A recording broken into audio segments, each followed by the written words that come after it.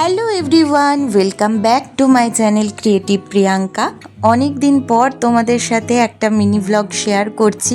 আশা করি সবাই খুব ভালো আছো, আমিও খুব ভালো আছি। যারা আমার লং ভিডিও দেখেছো তারা তো গেস্ট করতেই পারছো যে এই মিনি ভ্লগটা কিসের। তো তোমরা ঠিকই গেস্ট করেছো, আমরা গিয়েছিলাম তারাপীঠ, যার একটা বড় ভিডিও তোমাদের সাথে শেয়ার করা হয়ে গিয়েছে। সেকেন্ড পার্টটা খুব তাড়াতাড়ি শেয়ার করব। কিছু শর্টস নেওয়া ছিল একটা শর্টস ভিডিও শেয়ার করার জন্য। তো আমরা বাড়ি থেকে 3জন গিয়েছিলাম, আর হাওড়া স্টেশনে বাবা চলে এসেছিল ডিউটি করে। তো সুন্দর একটা পরিবেশ এনজয় করতে করতে, আর ট্রেনে না অনেক কিছু খাওয়া হয়ে গিয়েছিল। বাড়ি থেকে কিন্তু আমরা ভাত খেয়ে যাইনি, তাই খিদেটাও ভালোই পেয়েছিল।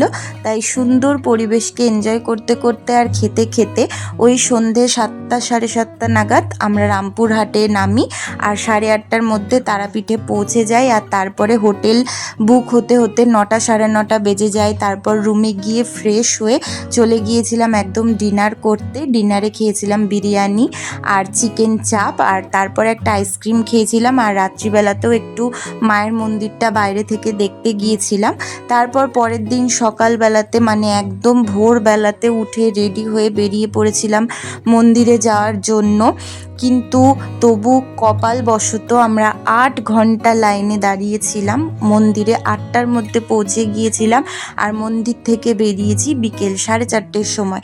প্রচণ্ড লাইন হয়েছিল, তোমরা তো জানোই, বড় ভ্লগ ভিডিওটা দেখেছো, তোমাদেরকেও একটু দেখাই। দেখো অনেকটা লাইন ছিল, অনেকগুলো গ্যাপ পার হওয়ার পর মন্দিরের ভেতরে যাওয়া যাবে।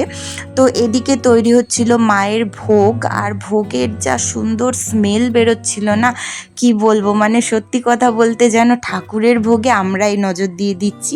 তো যাই হোক, একটু মজা করছিলাম। তো তারপরে আমরা সবাই মিলে লাইনেই দাঁড়িয়েছিলাম, আর তারপর একটা বেচারি পানা মুখ করে পুজো দিয়ে বেরালাম। প্রচণ্ড খিদেও পেয়ে গিয়েছিল, তার সাথে পেয়েছিল জল তেষ্টাও।